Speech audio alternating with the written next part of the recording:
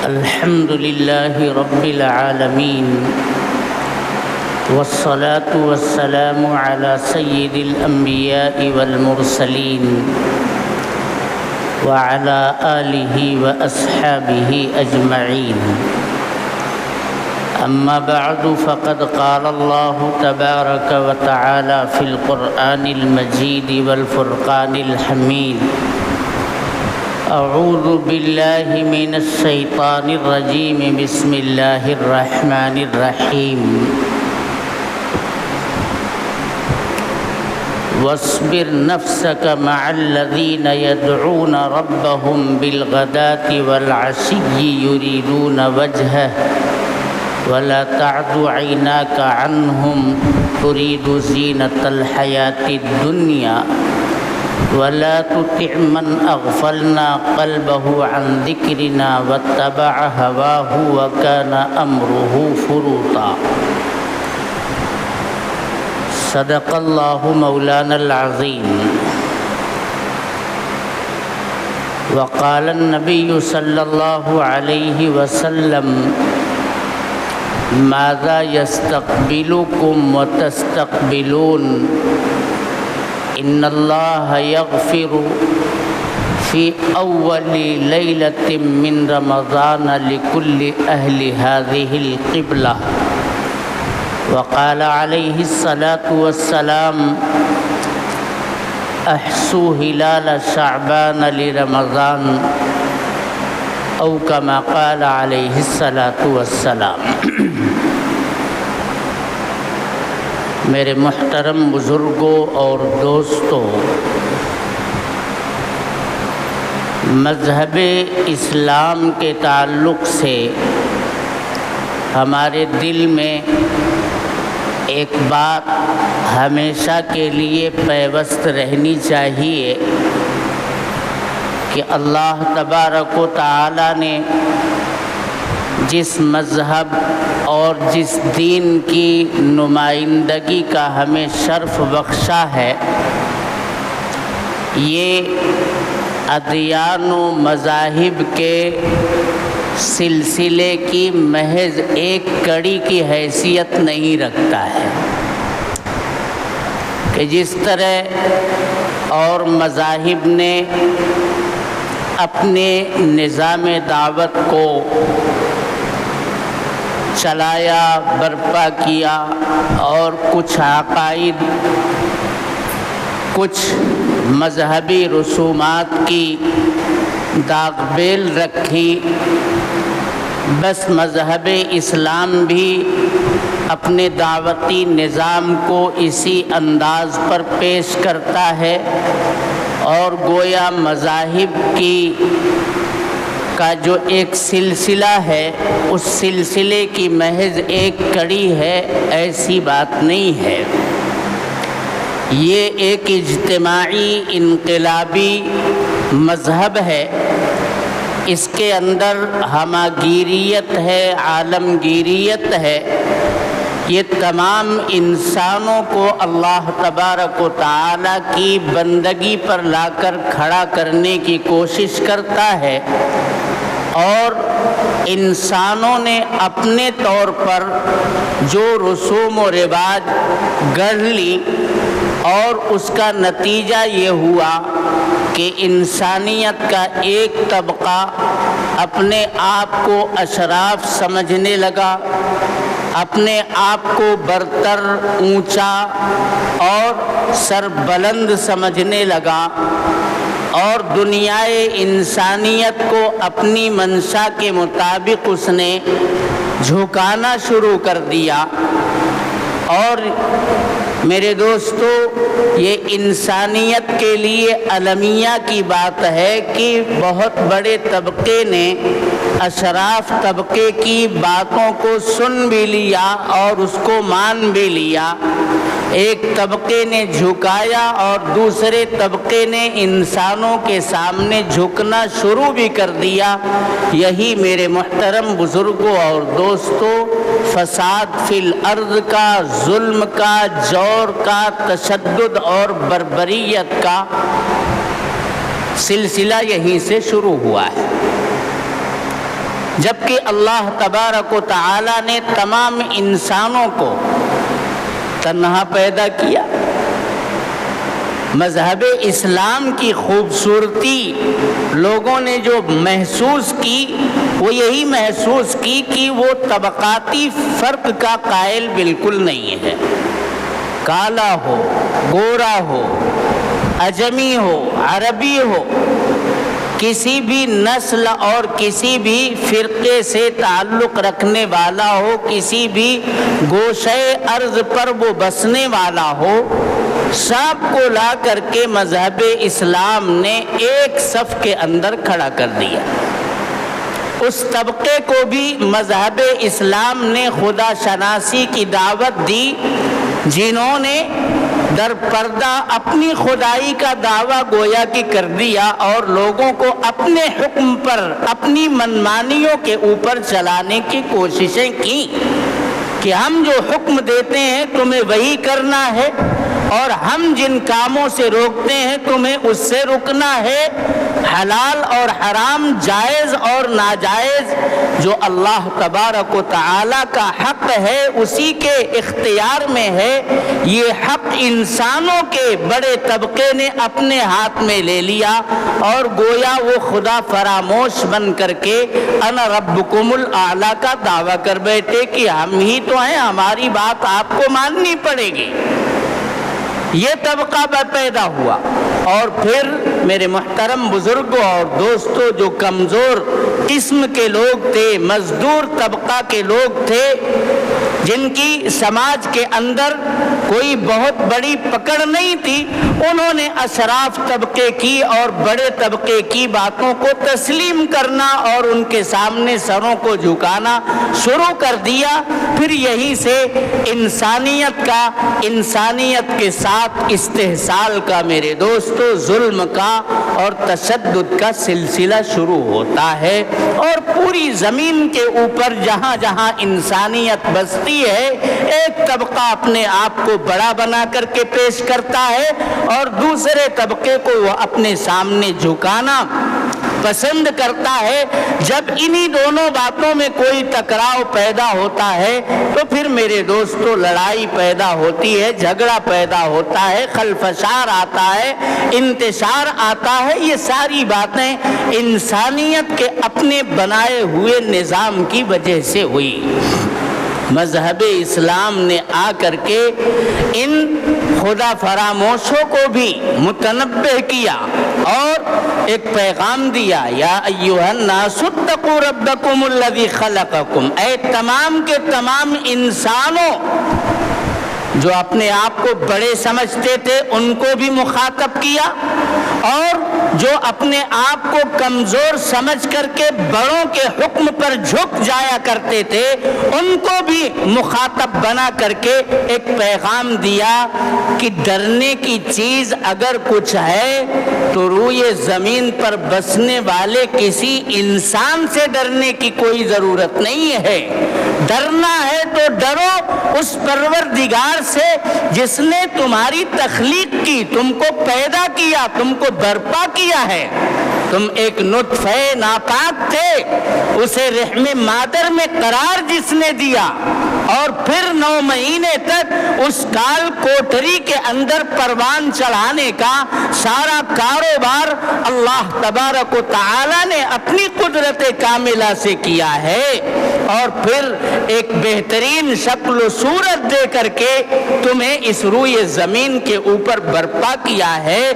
اس پروردگار سے ڈرو، اس رب سے ڈرو، الذی خلقکم، یا ایھا الناس اتقوا ربکم الذی خلقکم والذین من قبلکم، اور صرف تمہیں ہی نہیں، تم سے پہلے جو لوگ اس دنیا پر آ کر کے موج مستی کر کے یا اللہ کی فرما برداری کر کے جا چکے ہیں، ان سب کا خالق بھی وہی رب ہے، وہی اللہ تبارک و تعالی کی ذات ہے۔ لعلکم تتقون الذی جعل لکم الارض فراشا، اسی نے تمہارے لیے اس روئے زمین کا فرش بچھا کر کے رکھا ہے، تم اس پر دوڑتے ہو، بھاگتے ہو، تم اس کے اوپر کاشتکاری کرتے ہو، اپنی دکان بناتے ہو، اپنے مکانات تعمیر کرتے ہو، اپنے کھیل کے میدانوں کو بناتے ہو۔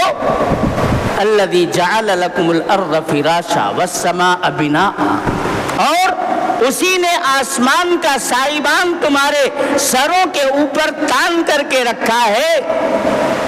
تم بھی چھتیں بناتے ہو، لیکن ان چھتوں کو سہارا دینے کے لیے کھمبوں کی ضرورت پڑتی ہے، پلر کی ضرورت پڑتی ہے۔ اللہ تبارک و تعالی نے آسمان کے چھت کو تان دیا ہے، اور آپ دیکھیے کہیں سے کوئی پلر نظر نہیں آتا ہے۔ اتنا بڑا اللہ تبارک و تعالی نے آسمان ہمارے سروں کے اوپر سائبان بنا کر کے، چھت بنا کر کے تان کر کے رکھا ہے، بغیر کسی عمود کے، بغیر کسی ستون کے، بغیر کسی کھمبے کے۔ اس کی قدرت اور اس کی عظمت کے قائل بنو۔ یہ دنیا کے اندر چند ٹکوں کے مالک بن گئے، اقتدار اور سلطنت اپنے ہاتھ میں انہوں نے لے لیا، اور پھر انہوں نے اپنے سامنے تم کو جھکانے کا حکم دے دیا، تم بھی مان گئے اور ان کے سامنے سجدہ ریز ہو گئے۔ انہوں نے کہا جھک جاؤ، جھک گئے، انہوں نے کہا سجدے میں گر جاؤ، گر گئے۔ ارے ماننا ہے تو اس پروردگار کی مانو، ڈرنا ہے تو اس سے ڈرو جس نے تم کو پیدا کیا، جس نے زمین کا فرش بچھایا، جس نے آسمان کا سائبان بنایا۔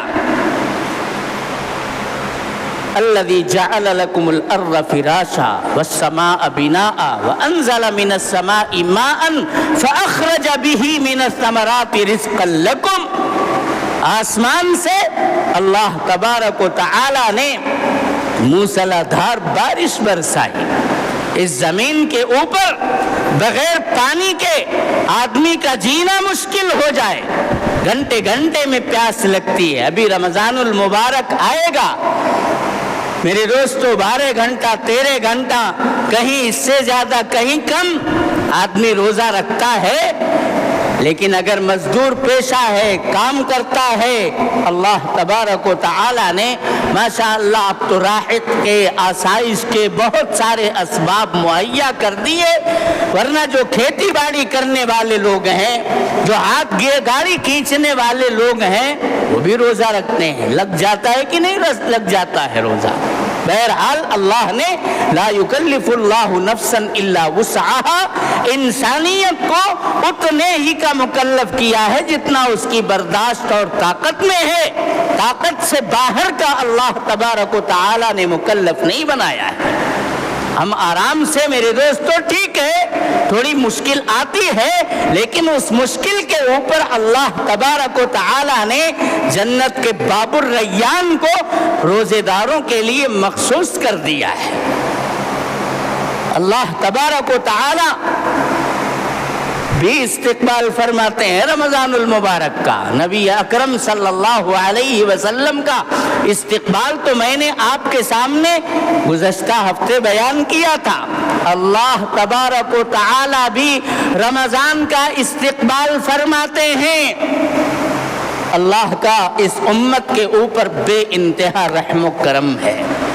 سب سے آخر میں آنے والی یہ امت ہے، لیکن سب سے پہلے جنت کے اندر داخلے کی مستحق اللہ کے رسول صلی اللہ علیہ وسلم کے صدقے میں یہی امت بنے گی۔ آپ علیہ الصلاۃ والسلام سب سے پہلے اپنی قیادت، اپنی سربراہی میں امت کو لے کر کے جنت میں داخل ہوں گے۔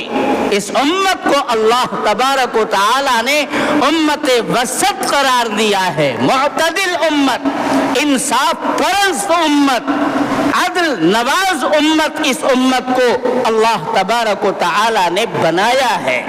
پچھلی امتوں کے بارے میں ان کی گواہی قبول کرے گا اللہ تبارک و تعالی۔ وہ جب اپنے پیغمبروں کو جھٹلائیں گے کہ ہمارے پاس تو کوئی بشیر و نذیر آیا ہی نہیں تھا جو ہمیں یہ بات بتاتا کہ اگر یہ بدعمالیاں کرو گے تو جہنم میں جاؤ گے، نیک عمل کرو گے تو جنت کے مستحق بنو گے، وہ اپنے پیغمبروں کی آمد کا، ان کی دعوت کا، ان کی تبلیغ کا، ان کی پیمائش کا سرے سے یہ سوچ کر انکار کر بیٹھیں گے کہ کون ہے جو ہمارے خلاف آ کر کے گواہی دے سکے گا۔ امت محمدیہ کو بلائیں گے اللہ تبارک و تعالی، وہ گواہی دیں گے کہ یقیناً ان کے بیچ میں پیغمبر آئے تھے اور ان کی فہمائش کی تھی، انہیں برے کاموں سے روکا تھا، نیک اعمال کی طرف انہیں رغبت دلائی تھی، لیکن انہوں نے ایک نہیں مانی اور اپنے کالے کرتوت کے اندر یہ چلتے رہے، جہنم کے مستحق بنے۔ وہ کہیں گے یہ تھے ہی نہیں، کیسے یہ ہمارے خلاف آ کر کے گواہی دے رہے ہیں، یہ تو تب تھے ہی نہیں۔ بھائی حضرت نوح کی امت، حضرت ابراہیم کی امت ہم سے پہلے آ کر کے جا چکی ہے، وہ زمانہ تو ہم نے پایا نہیں، ہمیں ان کے بارے میں گواہی دینے کے لیے اللہ تبارک و تعالی نے طلب کیا ہے، وہ انکار کر بیٹھیں گے کہ ان کو کیا پتا، یہ تو تھے ہی نہیں، ان کی گواہی کیسے معتبر مانی جائے گی۔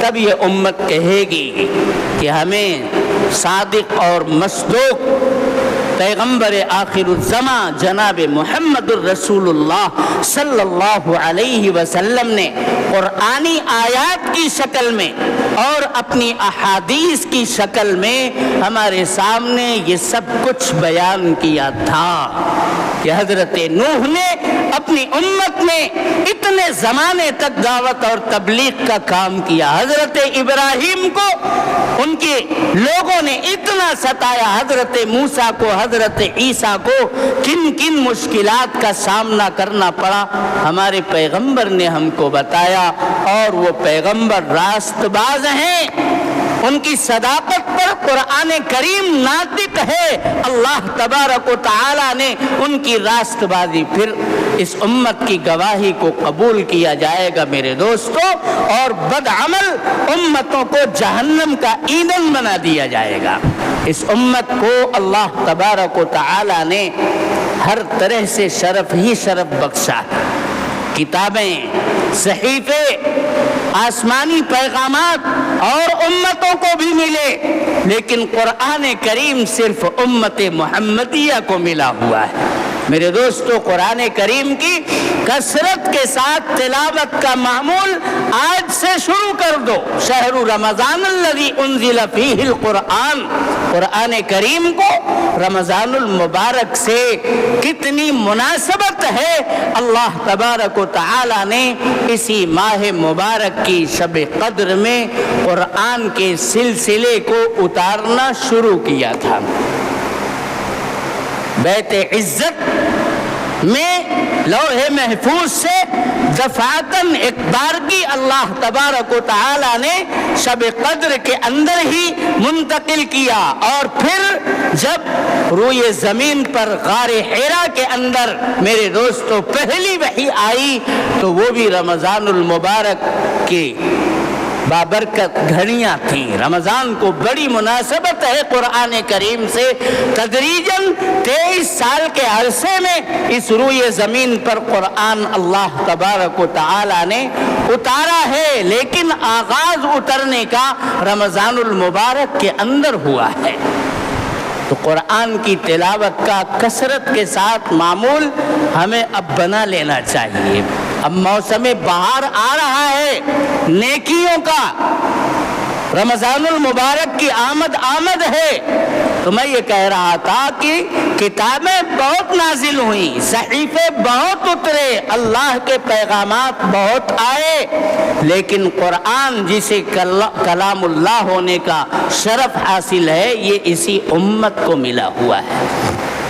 شب و روز سب کو ملے، لیکن لیلۃ القدر، شب قدر میرے دوستو اللہ تبارک و تعالی نے اسی امت کو عطا کیا ہے، جس کا تذکرہ انشاءاللہ اگلے ہفتے میں وہ حدیث ہم پڑھیں گے، طویل حدیث جو آپ علیہ الصلاۃ والسلام نے شعبان المعظم کے آخری دن بطور خطبہ کے لوگوں کے سامنے پیش کر کے یہ بتایا تھا، فیہ لیلۃ خیر من الف شہر، اس میں ایک رات ایسی آنے والی ہے کہ اگر اس رات کی عبادت آدمی کر لیا تو 1000 مہینوں کی عبادت سے افضل ہے، برتر ہے۔ 1000 مہینہ تو ویسے ہی کتنا لمبا اللہ تبارک و تعالیٰ نے عرصہ بیان کر دیا، پھر اس سے بھی زیادہ بہتر کتنا بہتر ہے، اس کی کوئی تعیین اور کوئی میرے دوستو تحدید اللہ تبارک و تعالیٰ نے نہیں فرمائی ہے۔ تو میں بات آگے دوسری طرف نکل گئی کہ اللہ تعالیٰ یہ فرماتے ہیں کہ اے انسانوں، آپس میں اس اونچ نیچ کے فرق کو مٹا ڈالو۔ عبادت اور بندگی، تقوی اور پرہیزگاری اگر کسی کی بارگاہ میں پیش کرنا ہے تو اپنے خالق کی بارگاہ میں پیش کرو۔ ان لوگوں کو بھی مخاطب کیا جن لوگوں نے اپنے آپ کو خدا بنا کر کے پیش کیا تھا، اور ان لوگوں کو بھی مخاطب کیا جنہوں نے ان خود ساختہ خداؤں کے سامنے سر تسلیم خم کر دیا تھا اور اپنے آپ کو جھکانا شروع کر دیا تھا۔ اشراف طبقہ اور جو ارذال طبقہ، دونوں طبقوں کو کوئی رذیل اور کوئی شریف نہیں ہے۔ تخلیق کے معاملے میں اللہ تبارک و تعالی نے سب کو یکساں بنایا ہے، اور آخر سب کو مرنے کے بعد من و مٹی کے نیچے دفن کر دیا جاتا ہے۔ بادشاہ بھی اسی گڈھے میں جاتا ہے، اور گداگر بھی اسی گڈھے میں جاتا ہے، تونگر بھی اسی گڈھے میں پاٹ دیا جاتا ہے، اور فقیر بھی اسی لحد اور قبر کی آغوش میں لٹا کر کے من و مٹی کے نیچے دفن کر دیا جاتا ہے۔ یہ اس مذہب اسلام ہے، یہ صرف مذاہب میں ایک سلسلے کے اضافے کے طور پر اس روئے زمین پر نہیں آیا ہے، بلکہ اس روئے زمین پر بسنے والی تمام انسانیت کے قلوب میں ایک انقلابی کیفیت کو جگانے کے لیے یہ مذہب آیا ہے۔ اس کی دعوت کا، اس کی تبلیغ کا میرے دوستو ایک نظام ہے۔ اللہ تبارک و تعالی نے قرآن کی روشنی میں، اللہ کے رسول صلی اللہ علیہ وسلم نے احادیث کی روشنی میں زندگی کے تمام گوشوں کو عبادات کس طرح ہونی چاہیے، معاملات کیسے ہونے چاہیے، تمہاری سوسائٹی کا رہن سہن کیسا ہونا چاہیے، تمہاری تجارت کس عنوان پر اللہ کو پسند آئے گی، تم اپنے شادی بیاہ کے اندر کیا کام کرو کہ اللہ کو پسند آئے۔ زندگی کے تمام مرحلوں کے اندر مذہب اسلام اپنی ہدایات اور تعلیمات رکھتا ہے۔ میرے دوستو، سب کو مخاطب اللہ تبارک و تعالی بناتے ہیں۔ اللہ تعالیٰ استقبال رمضان کا کیسے کرتے ہیں؟ جیسے ہی 29 یا 30 روزہ مکمل ہو جاتا ہے، عید آتی، اسی دن سے اللہ تعالیٰ فرشتوں کا ایک بہت بڑا گروہ لگا دیتے ہیں کہ آج ہی سے اگلے رمضان کے لیے جنت کو سنوارنا سجانا شروع کر دو۔ اس کی آرائش اور زیبائش پہلی شوال المکرم سے لے کر کے شعبان کی آخری تاریخوں تک ہوتی ہے، کوئی دن آگاہ نہیں ہوتا۔ ویسے ہی جنت خوبصورت پرکشش ہے، اور جنت کی نعمتوں کے بارے میں نبی اکرم صلی اللہ علیہ وسلم نے کیا فرمایا؟ ما لا عین رأت ولا اذن سمعت ولا خطر علی قلب بشر۔ جنت کی نعمتیں ایسی غیر معمولی، ایسی پرکشش، ایسی خوبصورت اور ایسی دلوں کو بھا جانے والی ہیں کہ کسی آنکھ نے اس روئے زمین پر ان نعمتوں کا نہ مشاہدہ کیا ہے، نہ کسی کان نے سنا ہے، اور نہ کسی انسان کے دل پر ان نعمتوں کا کوئی گزر ہوا ہے۔ وہ نعمت نعمتیں ہیں میرے دوستو. جنت پاکیزہ، مقدس، صاف ستھری، آراستہ پیراستہ جگہ اور نعمتوں کا نام ہے. اس کے باوجود بھی سال بھر تک اللہ تبارک و تعالی روزے داروں کے لیے جنت کو سجاتا ہے، سنوارتا ہے، اور پورے سال یہ کاروبار اللہ تبارک و تعالی کا چلتا رہتا ہے. اور نبی اکرم صلی اللہ علیہ وسلم کس طرح رمضان کا استقبال کیا کرتے تھے؟ 2 مہینہ پہلے ہی سے دعائیں شروع، نمازوں کے اہتمام میں اضافہ، زکوٰۃ، صدقات اور خیرات کی عادت ابھی سے ڈالی جا رہی ہے. کیوں؟ اس لیے کہ دنیا کے پراگندہ ماحول سے نکلنے کے لیے بھی میرے دوستوں کچھ وقت لگتا ہے کہ نہیں لگتا ہے. ہم اپنی دکان سے اٹھ کر کے آتے ہیں، سیدھا مصلی پر امام صاحب کے پیچھے نہیں، پہلے جا کر کے وضو کرو. دکان کے ماحول سے تم نکلے ہو، تمہارا ماحول ذرا تبدیل ہونا چاہیے. وضو کرو پہلے آ کر کے، اور اس کے بعد ظہر کی نماز سے پہلے 4 رکعت سنت قبلیہ پڑھو، تحیۃ المسجد، تحیۃ الوضو پڑھو، تاکہ تم مسجد کے ماحول میں، عبادت کے ماحول کے اندر منتقل ہو جاؤ. اس کے بعد جب امام صاحب مصلی پر کھڑے ہوں گے تو تمہارا دل دماغ بن چکا ہوگا. اب دکان کے ماحول سے نکل کر کے عبادت کے ماحول میں، بندگی کے ماحول میں، مسجد کے ماحول میں جڑ چکا ہوگا. اب جو عبادت ہوگی اس میں خشوع پیدا ہوگا، خضوع پیدا ہوگا. اللہ تبارک و تعالی کی بندگی کا مزہ آئے گا، حلاوت اور لذت اس کی محسوس کرو گے.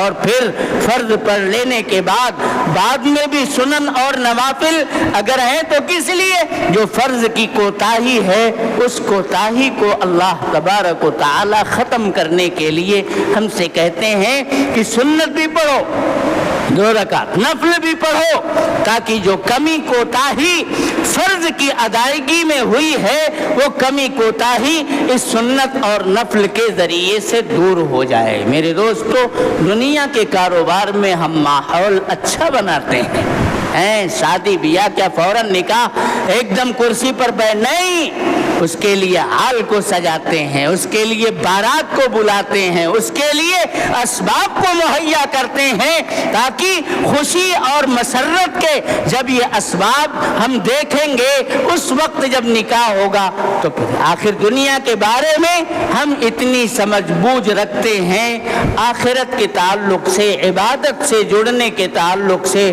ہم کیوں نہیں یہ ماحول پیدا کرتے؟ اللہ کے رسول صلی اللہ علیہ وسلم شعبان المعظم میں کثرت کے ساتھ روزہ رکھتے تھے تاکہ رمضان المبارک کا روزہ بارے گرا نہ بن جائے، عادت پڑ جائے ابھی سے. نوافل کا اہتمام آپ صلی اللہ علیہ وسلم شعبان ہی میں کثرت سے کیوں کرتے تھے؟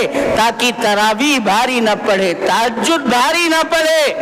کثرت کے ساتھ تلاوت، صدقہ اور خیرات، سارے اعمال نیک کے اندر میرے دوستو پہلے سے آپ صلی اللہ علیہ وسلم اضافہ فرما دیتے تھے، تاکہ رمضان المبارک کی آمد پر دل میں ایک کشش ہو، ایک کھینچاؤ ہو، بندگی اور عبادت کی لذت پہلے ہی مرحلے میں ہمیں محسوس ہونے لگے، اور اللہ تبارک و تعالی کی رحمت، اس کی مغفرت اور خلاصی من النار کا پروانہ ہمیں پہلی ہی رات میں میسر ہو جائے.